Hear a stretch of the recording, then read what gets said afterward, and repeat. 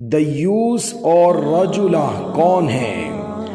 رسول اللہ صلی اللہ علیہ وسلم نے ارشاد فرمایا ہے، تین لوگ جنت میں کبھی بھی داخل نہیں ہوں گے۔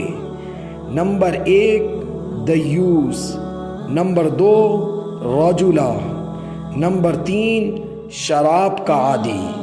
عرض کیا گیا، یا رسول اللہ صلی اللہ علیہ وسلم، شراب کے عادی کو تو ہم نے پہچان لیا، لیکن دیوس سے کون مراد ہے؟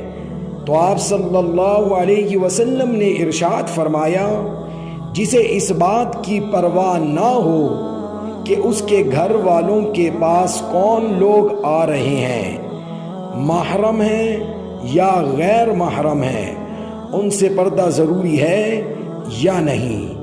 پھر پوچھا گیا، یا رسول اللہ صلی اللہ علیہ وسلم، رجلہ سے کون مراد ہیں؟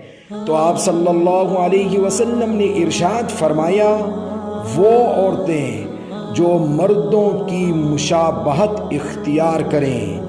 یہ تین لوگ وہ ہیں جو جنت میں کبھی بھی داخل نہیں ہوں گے۔